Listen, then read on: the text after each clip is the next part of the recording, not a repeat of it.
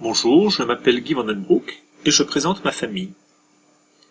Dans ma famille, je suis le père. Ma femme s'appelle Isabelle. Nous avons 3 enfants. L'aîné des garçons s'appelle David. Il a 22 ans. Son frère, Guillaume, a 21 ans. Et nous avons aussi une fille, Juliette, qui a 11 ans. Bonjour, je m'appelle Guy. Je suis marié. J'ai 3 enfants. Je suis professeur de français dans un lycée à Los Angeles, aux États-Unis. Bonjour, je m'appelle Guy et je présente ma famille. Je viens d'une famille de 6 enfants. Mon père, Jean-Marie, est instituteur. Ma mère n'a pas de profession, elle est ce qu'on appelle une femme au foyer. J'ai 3 frères et 2 sœurs. L'aîné des frères s'appelle Jean-Jacques, il est marié, il habite en Belgique, il a 4 enfants. Son frère s'appelle Jean-Marc, il est également marié, il habite aussi en Belgique et il a 3 enfants. Mon 3e frère s'appelle Alain, il habite en Belgique, il a 3 enfants, il est divorcé. J'ai aussi 2 sœurs. L'aînée des sœurs s'appelle Monique. Elle est mariée, elle a 3 enfants, elle habite en Suisse. Et enfin, j'ai une petite sœur, Marie-Paul, qui est mariée également, qui a un enfant, un garçon, qui s'appelle Nourdine. Marie-Paul, son mari Ilyes et Nourdine habitent en Tunisie. Quant à moi, je m'appelle Guy, je suis marié, j'ai 3 enfants et nous habitons aux États-Unis. J'aime le gâteau au chocolat. Je n'aime pas l'odeur du pop-corn au cinéma. J'aime m'asseoir sur un banc au soleil. Je n'aime pas avoir du sable entre les orteils. J'aime écouter les récits de voyage de mon oncle. Je n'aime pas avoir de la terre entre les ongles. J'aime les longues balades à vélo. Je n'aime pas les pubs à la radio. J'aime l'odeur du feu de bois. Je n'aime pas la glace à l'ananas. J'aime le bruit de la pluie. Je n'aime pas qu'il fasse chaud la nuit. Je suis Georges, maître confiseur des meilleures spécialités de France. Je réunis dans ma boutique les meilleurs bonbons de France et les plus anciens surtout. On a plein de couleurs, on a plein de parfums. On va avoir les ardoises d'Angers, les menhirs de Bretagne, les quenelles de Lyon, les cassicines de Dijon, les coussins de Lyon, les mirabelles de Lorraine, les taumes de Chambéry, les tétons de la reine Margot, les coucougnettes du ver galant et bien sûr les calissons d'Aix. On a plein de bonbons à base de sucre cuit, principalement des bonbons à sucer qu'on ne croque pas. Et on va avoir les grisettes de Montpellier, les coquelicots de Nemours, les violettes de Toulouse, les froufrous de Normandie, la boule Boissier de la maison Boissier pour Paris, les petites fraises bien rouges, écarlates, gorgées de sirop de fraise à l'intérieur de Vichy. Toujours à Vichy, on a des framboises gorgées de confiture.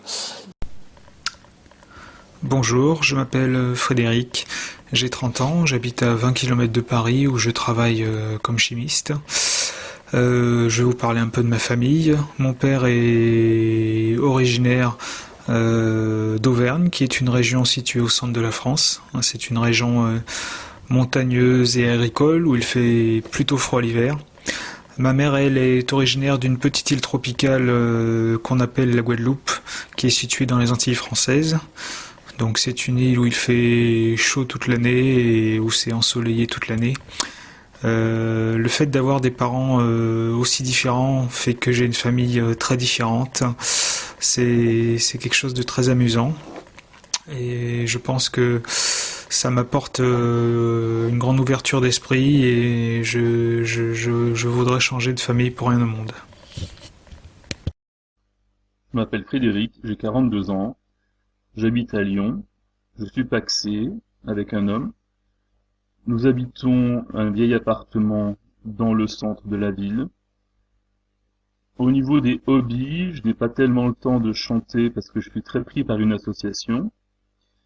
Et pour ce qui est des animaux, donc j'ai un aquarium avec des poissons, des escargots et des crevettes. Quand je dois cuisiner, quand j'ai des invités, J'aime bien faire ça, mais j'aime pas suivre les recettes. Donc en fait, en général, je regarde ce qu'il y a dans le frigo, ou alors j'achète un produit particulier et je l'arrange un peu comme je veux. Alors par exemple, si on veut flamber quelque chose, il faut par exemple mettre la viande un peu en avance, bien sûr, commencer à la cuire avec peut-être un peu de sucre ou du miel. Et on ajoute donc du cognac ou de l'armagnac. On fait chauffer. Et au bout d'un moment, donc, tout en faisant chauffer sur une flamme, bien sûr, hein, sur un feu au gaz, on arrive, en inclinant la poêle, à faire flamber la viande, ce qui donne du goût, tout en brûlant une partie de l'alcool. Si je dois nommer un dessert typiquement lyonnais, je penserais sans doute à la tarte aux pralines. Alors, bon, il y a un fond de tarte tout à fait normal, et les pralines à Lyon, ça n'a rien à voir avec ce qu'on pourrait appeler pralines dans d'autres régions. Ce sont en fait des amandes qui sont caramélisées avec un sucre donc coloré rose. Et vous avez donc une préparation de crème et de praline qui va être posée sur le fond de tarte. C'est quand même un dessert assez sucré. Les choses qui m'ont le plus manqué quand j'ai vécu par exemple en Autriche, de la France à manger et à boire, bon à boire un peu le vin rouge mais on en trouve un peu partout, et en réalité c'est plutôt les fromages qui m'avaient manqué, par exemple le camembert mais aussi le comté, qu'on ne trouve pas de la même façon, je pense à l'Autriche ou à l'Allemagne, parce qu'en général c'est fait au lait cru et que ce n'est pas forcément permis dans tous les pays du monde. Donc le comté et surtout le camembert étaient difficiles à obtenir et je trouvais toujours qu'ils avaient beaucoup moins de goût que ce qu'on pouvait avoir en France et surtout ils n'évoluaient pas au niveau du goût. Je vais vous parler de mes petits déjeuners préférés sur la terrasse. On peut manger le petit déjeuner sur la terrasse du mois de mai au mois de septembre. Je mets un peu de muesli et puis je prends une tasse de thé. Voilà, c'est à peu près tout. Maintenant. Bonjour, je m'appelle Pierre Sanchez.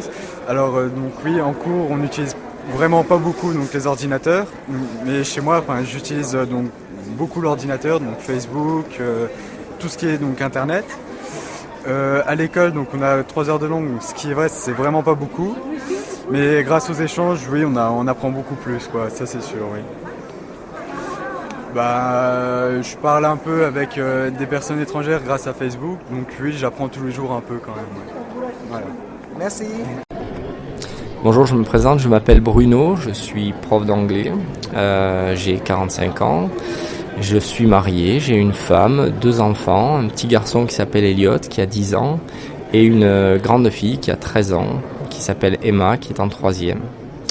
J'habite à Clamart et j'adore chanter, j'adore faire plaisir à mes enfants, faire plaisir à ma femme et rencontrer des amis. Quand j'avais une vingtaine d'années, j'ai décidé de partir en Angleterre pour devenir assistant. Ça a été une rencontre fantastique, j'y ai rencontré des gens adorables. J'y ai découvert une autre culture, d'autres façons de faire, d'autres façons de penser. Ça a été très enrichissant et j'ai décidé par la suite que c'était une langue que je voulais continuer à entendre, à parler. Et c'est peut-être une des raisons pour lesquelles je suis devenu professeur d'anglais. Donc, pour cette Coupe du Monde 2010, plusieurs équipes sont intéressantes.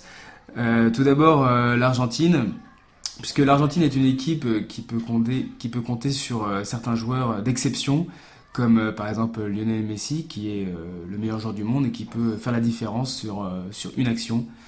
Tevez aussi, son compatriote attaquant, qui est aussi assez fort. Elle peut aussi compter sur ses défenseurs, comme Heinze par exemple, qui est un très grand joueur, qui peut aussi marquer de la tête facilement. Donc au niveau aussi, une équipe qui est impressionnante, c'est l'Espagne, puisque l'Espagne notamment bénéficie de joueurs, tous ces joueurs sont des joueurs d'exception. Vraiment tous ces joueurs jouent très très bien au football et font partie des plus grandes équipes européennes du monde, plus grandes équipes européennes, comme Iniesta, comme David Villa, comme Puyol. Et c'est aussi une équipe qui est très très forte collectivement. C'est, je pense, la meilleure équipe qui arrive à faire beaucoup de passes, un jeu avec des petites passes courtes, qui arrive à aller jusqu'au but en partant de sa moitié de terrain. Et puis je finirai par une équipe, l'équipe d'Allemagne, qui est une équipe qui est très très impressionnante au niveau de son jeu collectif et de son réalisme. Tout simplement parce qu'elle comporte beaucoup de joueurs qui jouent ensemble en fait, là à l'année au Bayern de Munich. Donc elle compte 8 joueurs du Bayern de Munich sur 23. Donc les joueurs se connaissent et donc jouent beaucoup mieux comme ils se connaissent bien. Sinon, sur l'équipe de France, je pense que c'est une équipe qui ne joue pas très bien, qui n'est pas soudée et qui n'arrive pas à se trouver, donc je ne vois pas pourquoi il passerait ce premier tour.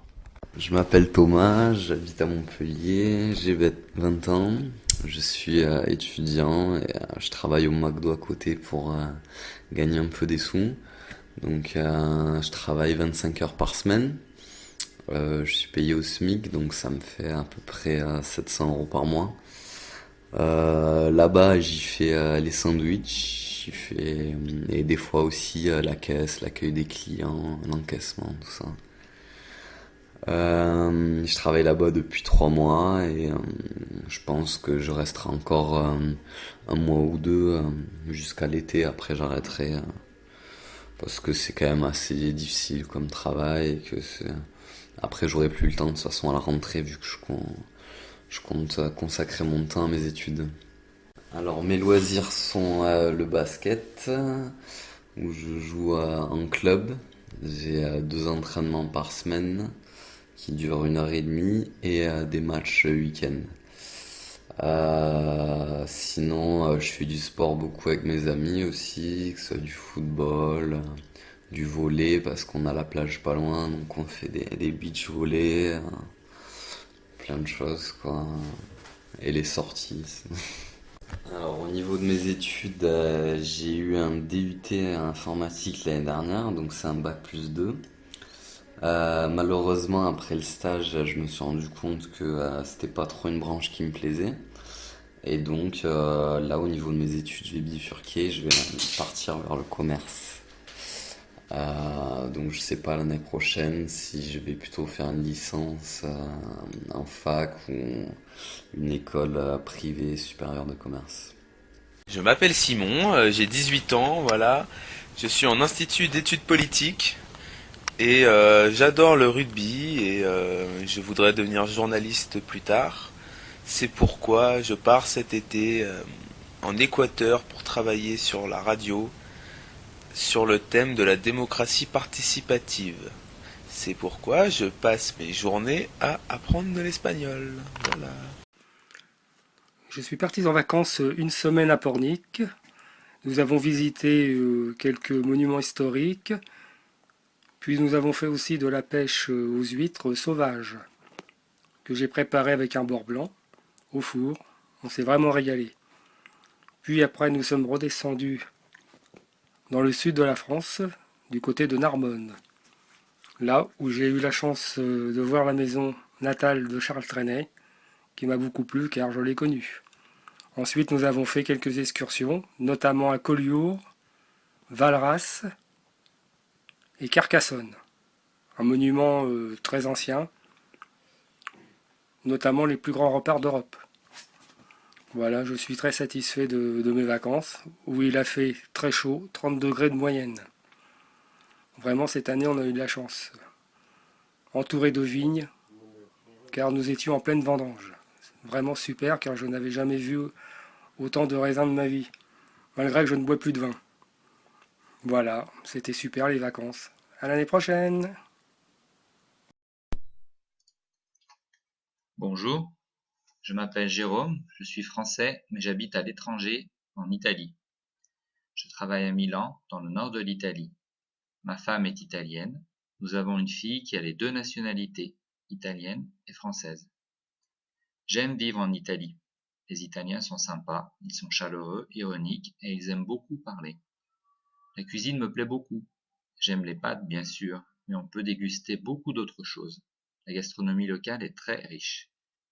L'Italie est aussi un très beau pays et son passé est très prestigieux, ce qui tombe bien, car j'aime beaucoup l'histoire et l'histoire de l'art. Certaines villes sont vraiment magnifiques, comme Sienne, Ferrare, Bologne, Venise, Rome, Vérone, Naples, Florence et tant d'autres. Parfois, j'ai la nostalgie de la France, mais pas très souvent. Ce que je regrette de la France, la gastronomie, l'efficacité de l'administration, ma famille et mes amis. Mais je suis très content de vivre ici. En conclusion, je conseille volontiers à tous mes amis français de visiter l'Italie. Arrivederci. Au restaurant. Est-ce que cette table est libre? Je désirerais la carte. Qu'est-ce que vous nous recommandez? J'aimerais une bière. J'aimerais une eau minérale. J'aimerais un jus d'orange. J'aimerais un café. J'aimerais un café au lait. Avec du sucre, s'il vous plaît. Est-ce que je peux avoir un café au lait avec du sucre, s'il vous plaît? Je désirerais un thé. Je désirerais un thé au citron. Je désirerais un thé au lait. Avez-vous des cigarettes? Avez-vous un cendrier? Avez-vous du feu? Je n'ai pas de fourchette. Je n'ai pas de couteau. Je n'ai pas de cuillère. J'ai une fourchette, j'ai un couteau, j'ai une cuillère. Au restaurant. Fin. Bonjour, je m'appelle Jean-Philippe Tagliana. Mon prénom, c'est Jean-Philippe. Mon nom, c'est Tagliana. Ça s'écrit T-A-G-L-I-A-N-A. Et je suis étudiant à la faculté de lettres d'Aix-en-Provence, où j'étudie l'allemand. J'ai 26 ans depuis peu. J'ai fêté mon anniversaire le 5 janvier. Pour aller à l'université, je prends la voiture. Il faut compter environ 30 minutes de trajet. Ça va assez vite car je prends l'autoroute. J'habite dans un appartement à Marseille. Je n'ai ni frère ni sœur, je suis fils unique. Et mes sports préférés sont le basket et le football. Je pratique le basket depuis que j'ai 10 ans. Conjugaison du verbe avoir. J'ai, tu as, il a, elle a, nous avons, vous avez, ils ont, elles ont. Conjugaison du verbe être. Je suis, tu es, il est, elle est, nous sommes, vous êtes, ils sont, elles sont. Je ne prends pas de petit déjeuner tous les matins. En revanche, j'aime bien avoir du jus d'orange frais tous les matins. Et quand j'ai le temps de prendre un petit déjeuner, j'aime bien manger des céréales, des croissants, boire du thé devant la télé ou sur la table du jardin lorsqu'il fait beau. Toum toum toum toum toum. Qu'y a-t-il à manger aujourd'hui? C'est une question que me pose souvent ma femme, qui n'est pas une cuisinière dans l'âme. C'est-à-dire qu'elle n'a pas un goût prononcé pour la préparation des repas. Alors, j'ouvre mon frigo. C'est un peu la caverne d'Ali Baba. Il y a tout ce que l'on veut ranger sur des rayons.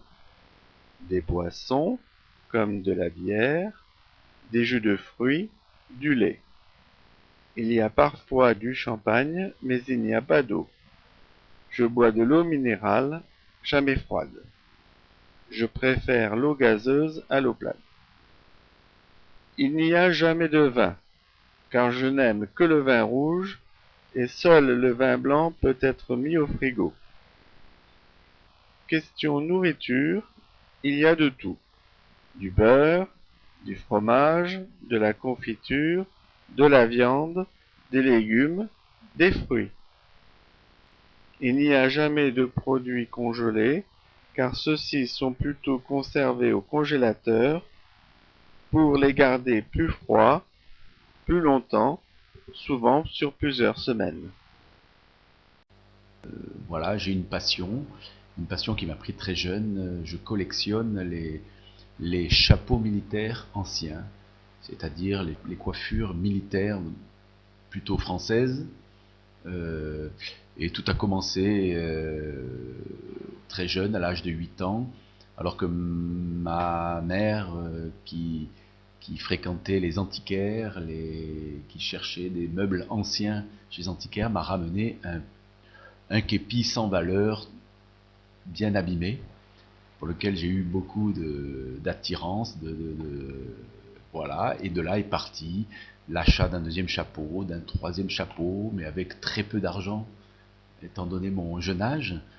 Ensuite, ça a progressé, je me promenais en Alsace avec un petit Alsacien en vélo et on passait de ferme en ferme pour essayer de retrouver des vieux casques tout rouillés de la Deuxième Guerre mondiale.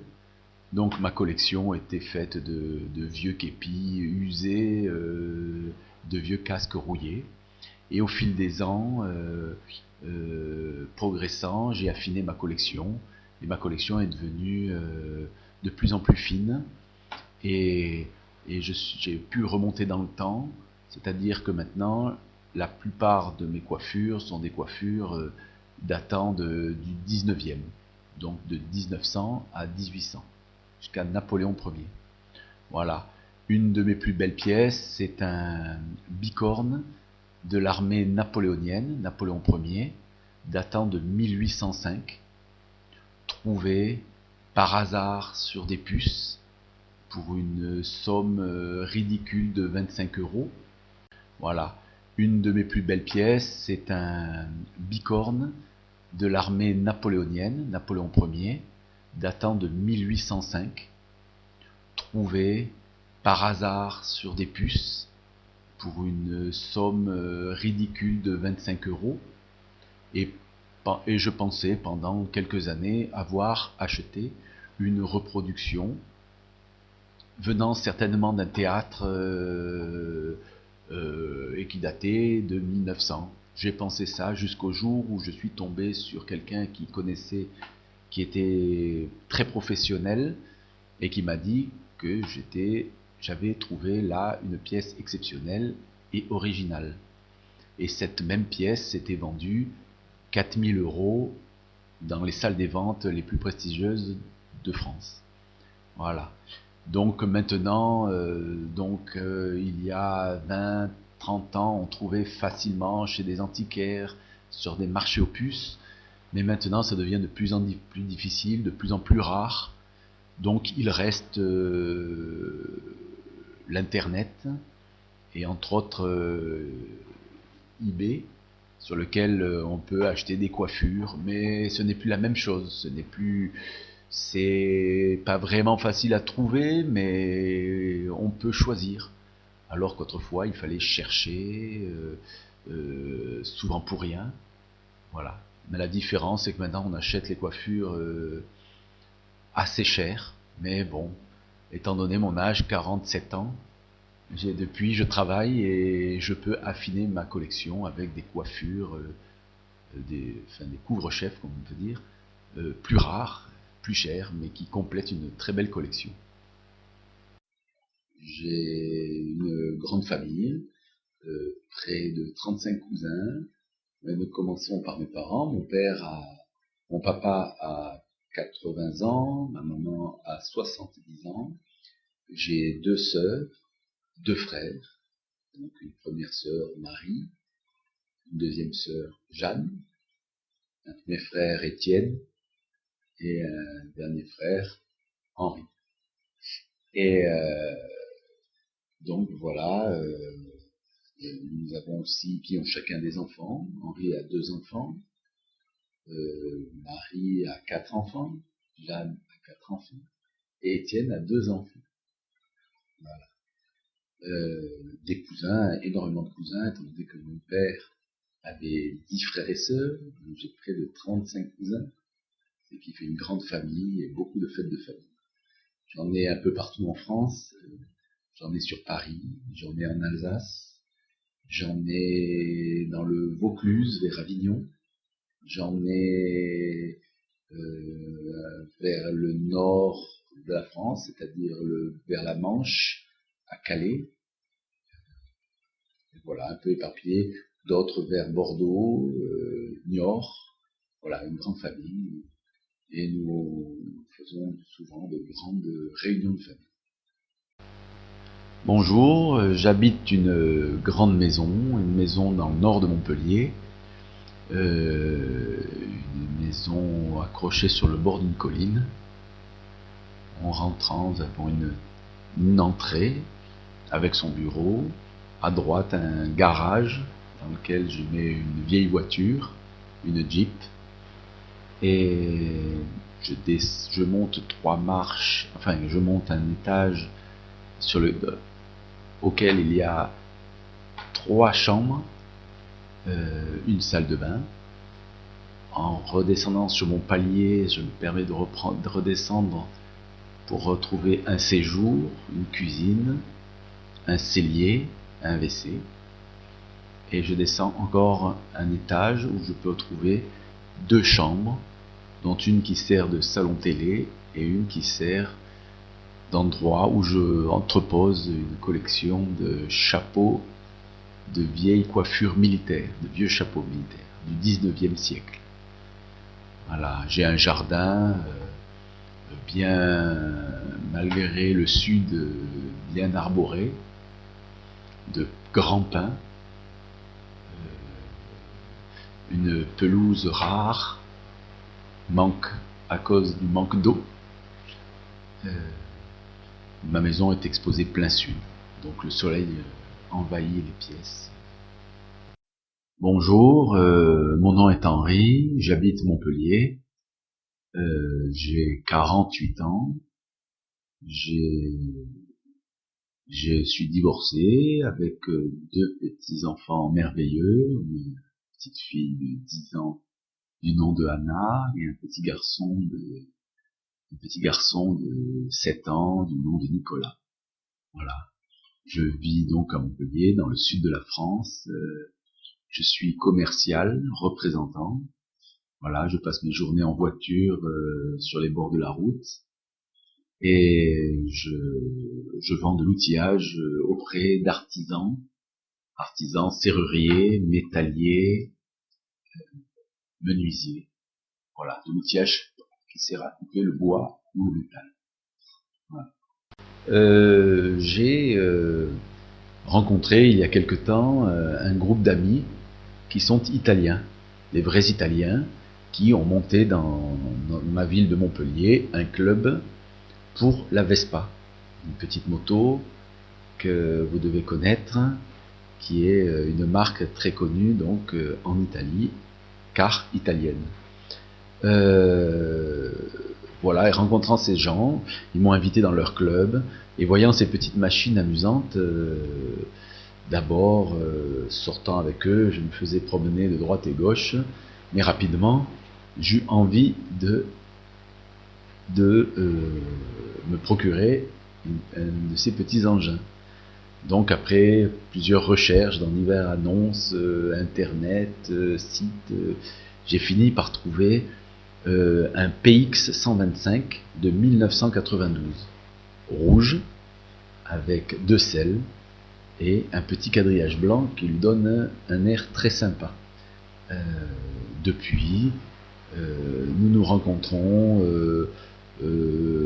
quelques week-ends pour des balades entre amis.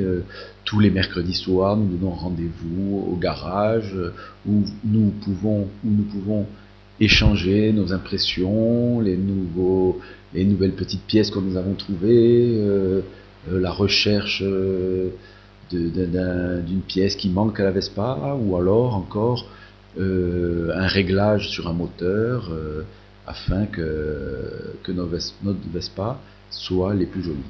Bien sûr, chaque membre actif de ont une Vespa différente, soit ancienne, de 1950, ça va de 1950 jusqu'à nos jours, et voilà, et dans de différents états. Hier, aujourd'hui, demain. Hier, c'était samedi. Hier, je suis allé au cinéma. Le film était intéressant. Aujourd'hui, c'est dimanche. Aujourd'hui, je ne travaille pas. Je reste à la maison. Demain, c'est lundi. Demain, je recommence à travailler. Je travaille au bureau.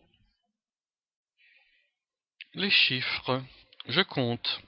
1, 2, 3, 4, 5, 6, 7, 8, 9. Je compte, tu comptes, il compte. 1. Le premier. 2. Le deuxième. 3. Le troisième. 4.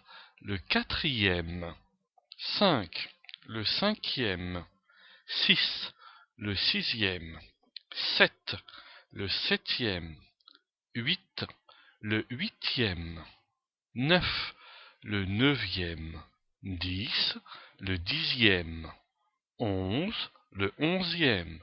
12. Le treizième. 14. Le quatorzième. 15. Le quinzième. 16. Le seizième. 17. Le dix-septième. 18. Le dix-huitième. 19. Le dix-neuvième. 20. Vingtième. L'heure. Veuillez m'excuser. Quelle heure est-il, s'il vous plaît? Merci beaucoup. Il est 1 heure, il est 2 heures, il est 3 heures, il est 4 heures, il est 5 heures, il est 6 heures, il est 7 heures, il est 8 heures, il est 9 heures, il est 10 heures, il est 11 heures, il est 12 heures. Plus rapidement. Il est 1 heure, il est 2 heures, il est 3 heures, il est 4 heures, il est 5 heures, il est 6 heures, il est 7 heures, il est 8 heures, il est 9 heures, il est 10 heures, il est 11 heures, il est 12 heures.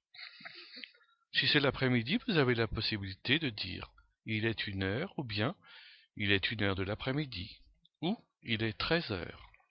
Il est 2 heures ou bien il est 2 heures de l'après-midi ou il est 14 heures. Il est 3 heures, ou bien il est 3 heures de l'après-midi, il est 15 heures. Il est 4 heures, ou il est 4 heures de l'après-midi, il est 16 heures. Il est 5 heures, ou bien il est 5 heures de l'après-midi, il est 17 heures. Il est 6 heures, ou il est 6 heures de l'après-midi, il est 18 heures. Les mois de l'année. Janvier, février, mars, avril, mai, juin. Ce sont 6 mois. Janvier, février, mars, avril, mai et juin. Juillet, août, septembre, octobre, novembre, décembre. Ce sont aussi 6 mois. Juillet, août, septembre, octobre, novembre, décembre. Bonjour, aujourd'hui nous partons en Bretagne. Voilà, donc en Bretagne c'est la spécialité des crêpes. Je vous donne la recette pour 20 pièces, ce qui correspond à 2 litres de pâte. Donc vous prenez dans un saladier, vous mettez 500 g de farine de sarrasin, 200 g de farine de froment. Vous rajoutez 5 œufs entiers, 2 petites cuillères de sel. Vous remuez à la cuillère en bois tout doucement afin d'obtenir une pâte, un pâton on appelle ça. Si c'est trop épais, vous mettez un peu d'eau. Vous laissez reposer 24 heures au frigidaire. Le lendemain, vous pouvez confectionner vos crêpes en remuant légèrement avec un fouet. Ensuite, vous prenez une poêle bien beurrée et vous confectionnez vos crêpes avec une petite louche. Voilà, en Bretagne, la spécialité c'est la complète, c'est-à-dire fromage râpé, jambon et œuf. Ou à l'andouille si vous aimez ça. Voilà, je vous souhaite un bon appétit. Je viens de regarder à la télévision, comme 2 milliards de personnes dans le monde, le mariage du prince William et de Kate Middleton. Ce qui m'a un petit peu frappé dans ce mariage, c'est un petit peu le mélange et le contraste entre le protocole de la famille royale britannique qui est assez rude et puis un petit mélange de modernité puisque les mariés sont quand même assez jeunes. Dans les détails qui m'ont le plus surpris, notamment, c'est le fait de voir aussi bien le couple de mariés traverser Londres en carrosse et quelques heures après les voir à bord d'une Aston Martin, donc une voiture style James Bond, avec le panneau jeune marié à l'arrière. C'est vraiment assez comique. Et le petit détail le plus moderne, je dirais, c'est vraiment le bal qui va se dérouler ce soir, qui a lieu à Buckingham Palace sans la présence de la reine. Ça fait vraiment comme si les jeunes monarques prenaient le pouvoir face à l'ancienne monarchie. C'est assez drôle. Bonjour, pouvez-vous vous présenter s'il vous plaît? Bonjour, je m'appelle Sébastien, je suis réceptionniste à l'hôtel Baladin à Marseille. Vous pouvez dire l'adresse de cet hôtel? Oui, c'est le 28 boulevard d'Athènes, dans le 1er arrondissement à Marseille. Et c'est tout près de la gare? Absolument, nous sommes à une centaine de mètres à pied de la gare. Est-ce que vous pouvez décrire l'hôtel? Combien y a-t-il de chambres, etc. Bien sûr, alors c'est un hôtel 3 étoiles. Nous avons 52 chambres. Nous avons une suite plus une autre qui est en préparation. Et quels sont les services que vous proposez dans votre hôtel? Alors, nous avons un service, ce que nous appelons snacking, c'est-à-dire que nous proposons des plats surgelés pour les personnes qui veulent manger, vu que nous n'avons pas de restaurant. Sinon, nous avons le petit déjeuner, aussi bien en semaine que le week-end et les jours fériés. Et le petit déjeuner, c'est sous quelle forme? C'est un buffet? C'est un petit déjeuner buffet qui est servi en semaine de 6h30 jusqu'à 10h et en le week-end de 7h jusqu'à 10h30. Pouvez-vous dire quelque chose sur votre clientèle? Est-elle internationale ou Alors nous avons une clientèle internationale, surtout d'affaires. Et en ce qui concerne les autres personnes qui viennent, elles viennent souvent pour les vacances. Ce qui est pour la période du mois de juillet, août, sont plus des vacanciers. Et vos horaires de travail? Alors moi je suis un réceptionniste tournant, c'est-à-dire que je travaille aussi bien la journée que la nuit. Quand je suis de matin, je fais 7h, 15h15, l'après-midi 15h, 23h15 et la nuit 23h jusqu'à 7h du matin. Merci beaucoup. Je vous en prie. Vas-y. Alors c'est ma première visite sur les bords du Rhin et j'ai été très impressionné par la largeur du fleuve et nous sommes montés sur les berges du Rhin pour voir la Loreley et nous avons déjeuné, j'ai mangé l'escalope du bûcheron avec des champignons et des oignons et maintenant nous allons prendre le bac pour traverser le fleuve et passer sur l'autre rive. WebQuest sur les moyens de transport. Comme la plupart des Européens, les Français utilisent plusieurs moyens de transport. L'automobile, le train, le bateau, l'avion, pour se déplacer sur terre, sur mer ou sur l'eau ou dans les airs. Classez ces moyens de transport dans un tableau en 3 colonnes. Une voiture, un ULM, une péniche, un scooter, un avion, une bicyclette, le TGV, une mobilette, un paquebot, un hors-bord, une montgolfière, un camion, un voilier, un skateboard et un canot de sauvetage. Étape numéro 2. Choisissez 5 de ces moyens de transport pour faire une phrase expliquant qui les utilise et dans quelles circonstances. Étape numéro 3. Les Français prennent de moins en moins leur automobile pour leurs loisirs, à cause du prix du carburant, et de plus en plus les transports en commun, comme le bus, le train ou le taxi. La tendance à la mode est de pratiquer le mototaxi et le covoiturage. Le covoiturage est une organisation entre particuliers pour voyager ensemble sur une distance plus ou moins longue, par exemple pour se rendre sur son lieu de travail en partageant les frais de transport. Étape numéro 4. Cherchez sur Internet un exemple de covoiturage.